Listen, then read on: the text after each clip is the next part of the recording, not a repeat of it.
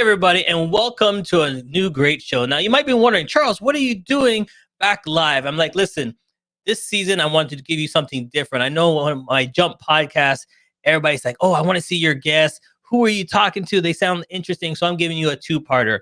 We're actually going to go live on the stream as well, and we're going to put it into the podcast. So you're getting a double dose of my special guest. So stay tuned and welcome to the Jump podcast. Success is waiting. Here we go. You know you should be doing something different, right?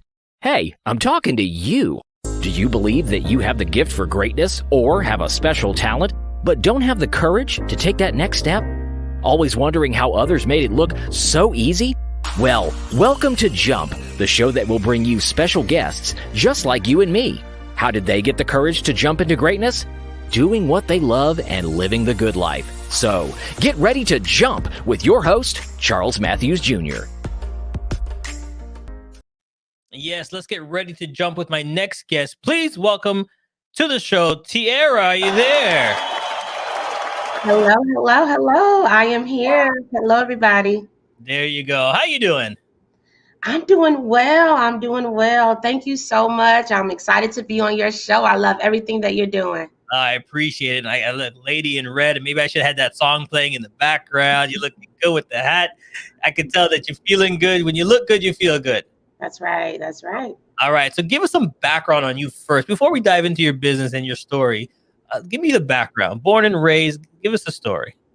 Awesome. So born and raised in a town south of Chicago, Illinois, called Kankakee, Illinois. I, spent all of my life there. Besides when I went off to college, I went to Illinois State University. And that was the second chapter, I would say, of my life in Bloomington Normal, Illinois.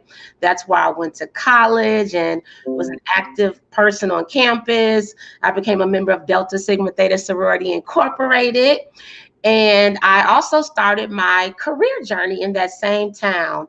And so I've been with the same company for over 16 years, but also I have my own side initiatives that we'll talk about a little later. So that's me, Tiara M. Tucker. Okay, so little girl, let's go back to the little girl, Tiara. What were you, what was your dream? What were you dreaming to be?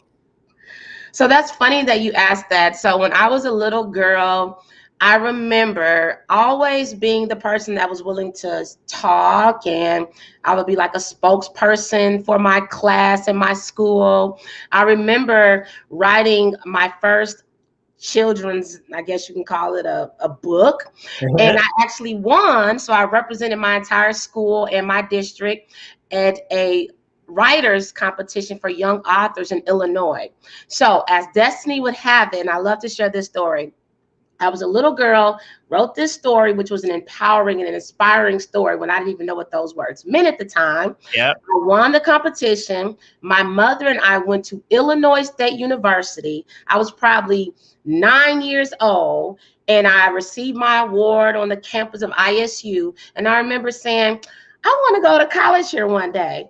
Well, I actually attended college there. I got a scholarship, and that's where I would say the next part of my journey took off. And the cutest thing is that I still have the picture, and I had a little blazer because I always like to wear blazers, and I want to be like a professional woman.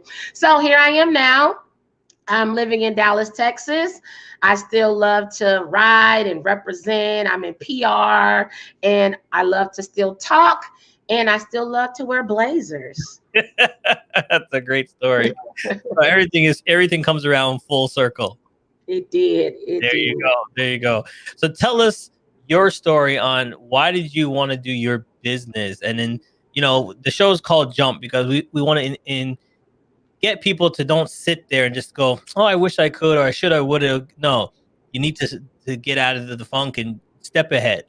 So tell us why you decided to step ahead and what made you do what you do. Yeah, so I actually have two businesses, I would say, outside of my corporate America job. And I want to make that very clear that I have corporate world, which I love, and I also have what I really, really love, what I was born to do. And so for me, what made me just kind of bring to life what I was already doing It's simply that I was already finding myself, as I said, since I was young. I was writing for people, I was editing, I was just doing little things. I was hosting events and creating my own events, speaking, things like that. And so one day I just decided, you know what? I'm going to just put a name on this, because people were starting to reach out to me to do different things for them. So I just randomly, I just said, okay, let me give this a name, right? I want it to be official. And so I called it Tiara. I think at first it was like Tiara Communications. Then I was like, nah. So it evolved to Tiara PR Network. And then eventually it became Tiara PR Network, LLC. So I just, started slowly doing things. So jump, yes, but I took baby jumps, right? Like a baby jump. I'm going to give it a name. I'm going to incorporate it. I'm going to create social media pages for it. So that's really how things started going on the PR side. And so now, as far as what Tiara PR Network is, I call it a boutique PR communications, events, and consulting / coaching firm based in Dallas, Texas. And I have had some amazing experiences with the business so far. I would say some of my most noteworthy work has been working with some of the most high-profile civil rights attorneys in the country on some very highly media-saturated cases involving police brutality and social justice. And I've also worked on some other cases and situations as well. So that's really the PR side of things. But then the other baby of mine is my nonprofit organization called Speak That Movement. And that also consisted of baby jumps as well, because I was just always hosting empowerment events and connecting with people. And so eventually I just, kept doing my events, kept hosting events.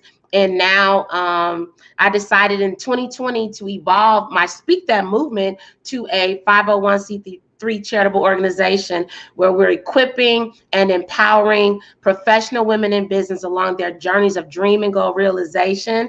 So we're supporting them to use their voice, live their best life, and unapologetically walk in their purpose while combating mental health and social injustice roadblocks along the way. So that's a short, long answer to my many jumps along the way.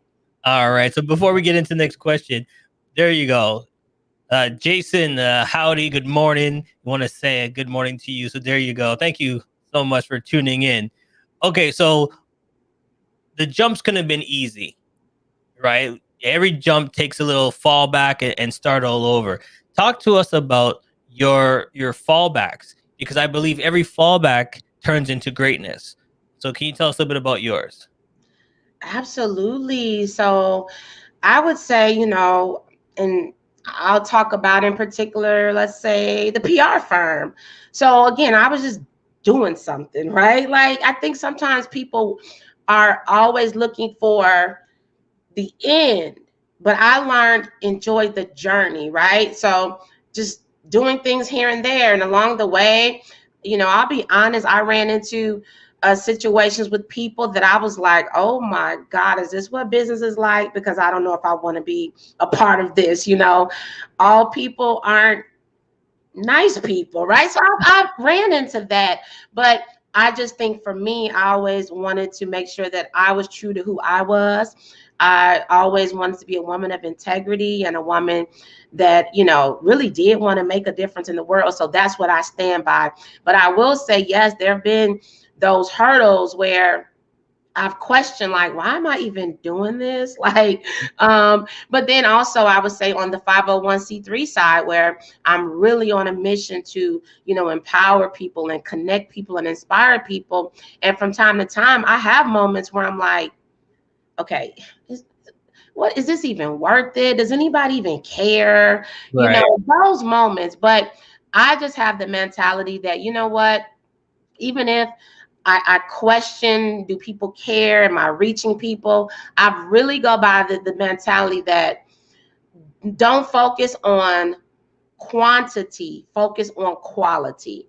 So if Okay. I host an event, it doesn't matter to me if I have one person a part of it, 10 people, 100 or 1,000.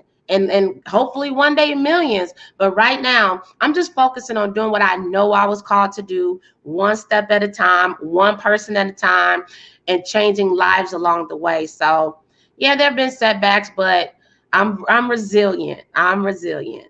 And then the whole thing is, okay, when you have a step back, what do you do?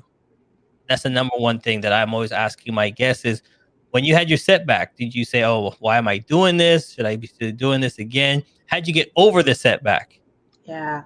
So for me, whenever I've had moments like that, and I still do from time to time, Okay. I always fall back to, what is my purpose? Why am I doing this? But not only that, I believe that I was chosen and called to do what I do. And Okay. that takes things to another level, because when you're doing things that you feel you were called and chosen to do, it goes way beyond you. It goes way beyond if you're tired, if you don't have the energy, if you don't have the finances or the resources. You're doing it for a greater purpose.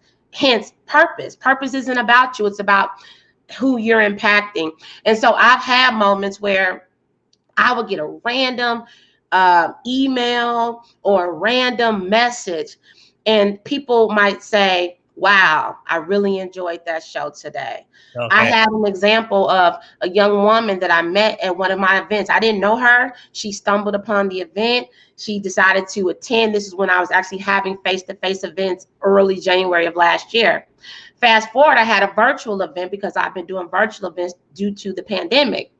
And after one of my events, she sent me a message on Facebook, and she said that, I'm so glad that we met. I have been battling depression, but I look forward to your shows.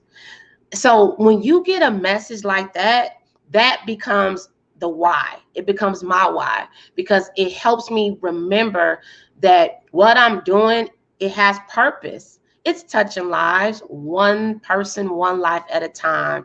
And I keep moving, and I keep getting the reminders, and I keep getting those little pushes. And I'm a spiritual person.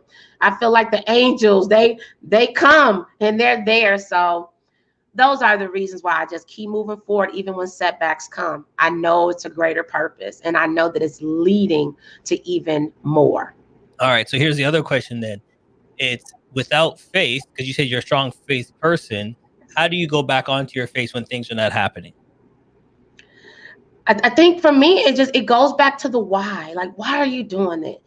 Some people go into things for the money, and I'm not knocking that, Mhm. because business is about money.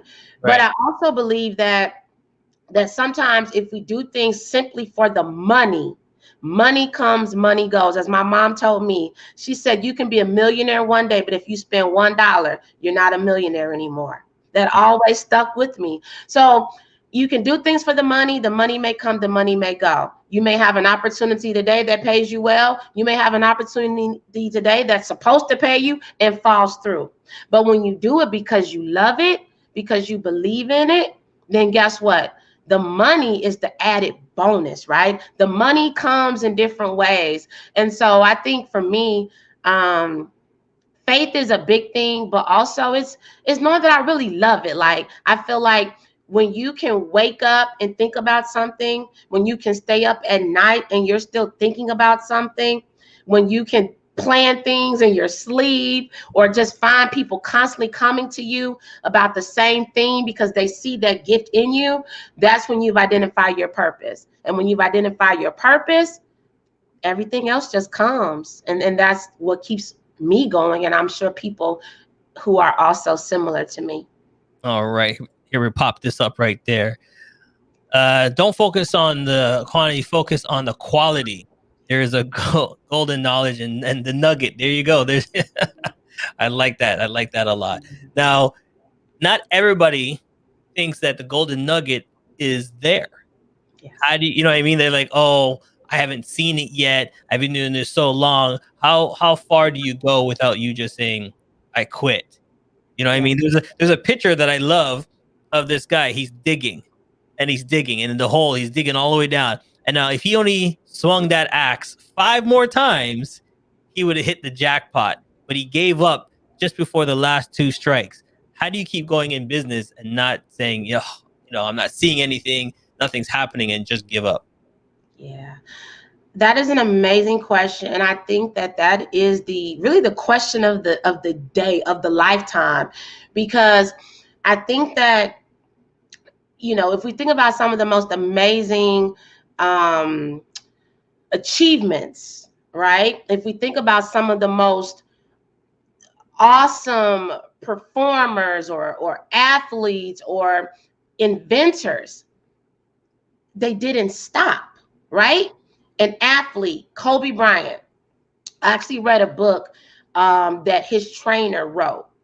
And I remember I had a lot of, takeaways from the book, but in particular, certain people, they don't stop. Like, it's like another level of how bad they want something, where even despite obstacles or setbacks or injuries, whether it's mental or physical or emotional, they keep going. And so I feel like it's really goes back to how bad does somebody want it, and are they clear on what they want? And I think that's the thing right there. I think before anybody steps out there on a business idea, a new venture, or whatever it might be, pause. Like, sometimes we have to just be still long enough to get the clarity that we need to move forward, right? So that might mean, is this what I really want to do? Will Mhm. this bring me happiness? Will it bring me satisfaction? Is it short term? Is it long term? Am I willing to take the punches and everything that might come with this? Am I willing to be resilient? Am I really willing to be consistent and do what I have to do to reach my goal? Do I know what my goal is? Does this align with my purpose? Like, do I have the skill sets or the things that I need in me? Or are there people that I need to bring in to make this happen? So I think that when we take the time to pause, one person might call it a business plan. Somebody else may call it a vision board, whatever you call it. The point is taking the time to really think about it. But also, I think that's where the faith lies, because sometimes we can think too much into things that we're looking for perfection. And I'm not as big of a fan of perfection as I am with progression, because progression means you keep going, you learn along the way. You fall, you get back up, because there's no such thing as failure if you consider it to be a lesson. So I say that you keep going. And I also believe that and this is just me maybe, but when you feel you're on the right track, or you feel that you're doing the things you're supposed to do, even when you decide, I'm done, I'm over this, there's probably going to be something deep down inside of you that won't allow you to stop.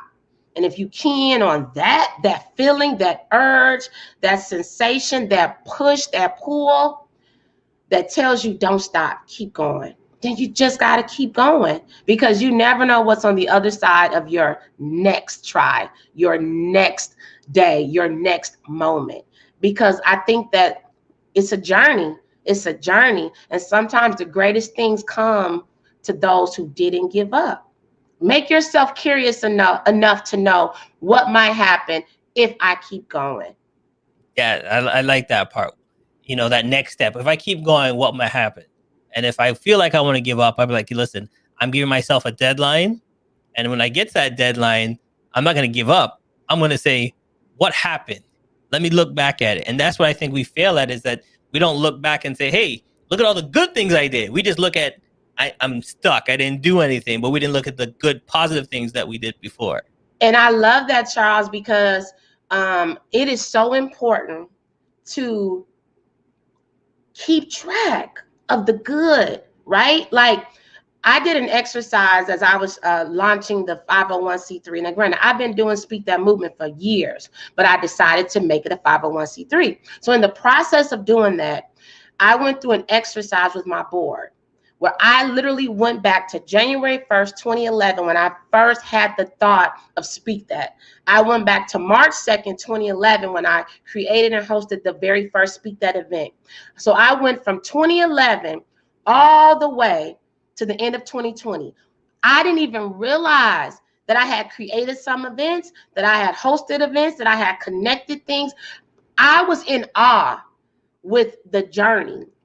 But I say that to say sometimes we have to just pause and awe ourselves with our progression and all of the things that we accomplished over the years. It may not be consistent, but if you look at the long haul of the success, it'll be your big push to see what else might happen if you keep going. Right. Let me just pull a couple of these up right here. The one thing that I'm looking at here is that, do I know what my goal is, and does my goal align with my purpose? Good stuff there. There you go. Yeah, and that's what it is. Sometimes we jump out there and we're all over the place. Okay. Oh, a little side hustle here. Oh, a little side hustle there. A little side hustle there. Okay, it's great, but what is the purpose of each thing that you're doing? You know, I mean, let's narrow it down. And then once you be great at one thing, then you can branch off. Because people don't understand, and I didn't understand. You know, when I first started my business, I wanted to do a little bit of this, a little bit of that, a little bit of this, a little bit of that. But then when I realized that when you focus on one thing first, and you're the master of that one, then you can branch off and do little things on everything else is that. So that's a great thing. Listen, I totally agree with that. All right, don't go nowhere. We're going to take a quick break. Stay tuned. We'll be right back. Hey, it's okay if you're driving or too busy to take notes. Charles has your parachute packed with all the info you need to jump into success. Check out the links section for all the tools you need to land safe. Now, let's keep falling with Charles and his special guest.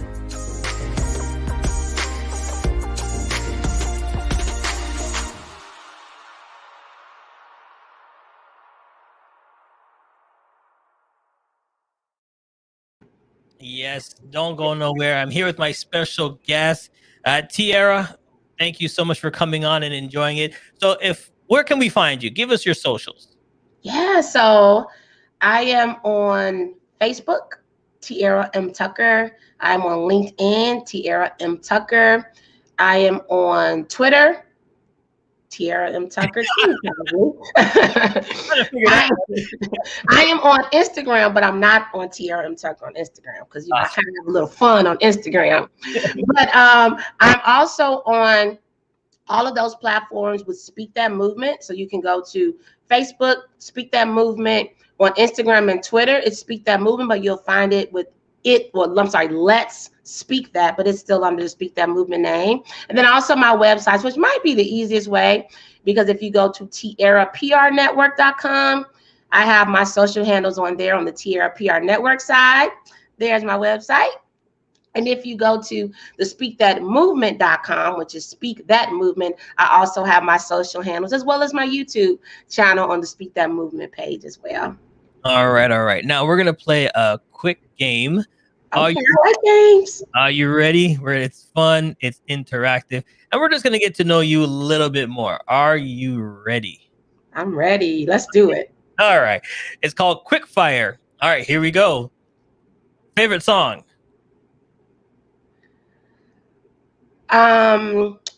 Bishop Paul S. Morton, The Best Is Yet to Come. That might not be the official name, but the best. All right. Favorite food? Pizza. All right. Favorite animal? I like giraffes. I don't know why giraffe just popped up in my head. So yeah, it works. There you go. I can see you stretch it, patting. They're high. There you go. Favorite song to listen to just before you jump on stage? Ooh, I like Beyonce. So let's get information. Okay. What cake or dessert are you stealing from the table when no one's watching? Ooh, I like red velvet cake, especially red velvet bundt cakes. Okay. What is your hidden talent that nobody knows about? Oh, my hidden talent. I have written poetry before and I have recited it. So I don't do it like that, but I have done it before. All right. Now here's the last question. Money is fame or purpose? What do you want? Money, fame, or purpose? Yeah.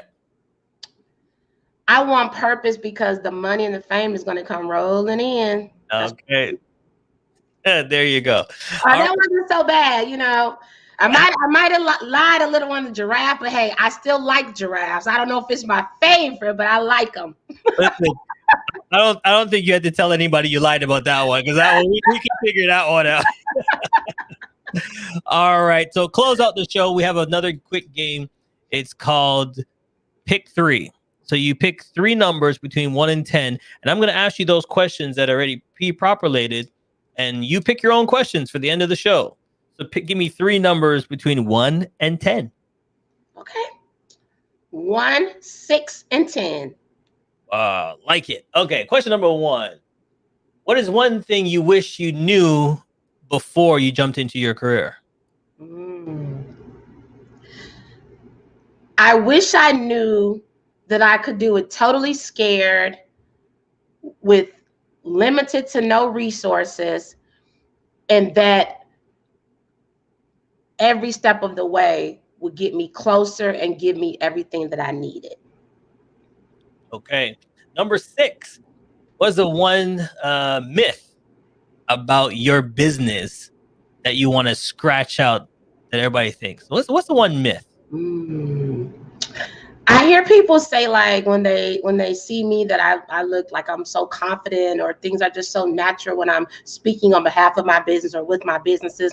But the thing is, I get nervous just like everybody else. Imposter syndrome kicks in all of the time. I've dealt with anxiety, but I also have learned how to cope with it. And I've also learned to just be unapologetic, walk in my purpose, use my voice, and be confident, because at the end of the day, everything that I need is within me, and I'm not striving for perfection. I'm just trying to do what I do and do what I love, whether I have people that like it or don't.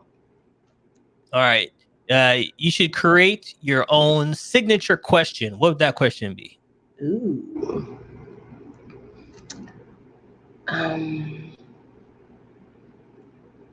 Signature question. Yeah. So I like to say that I'm the wearer of many tiaras. So my question would be, what tiaras are you wearing today?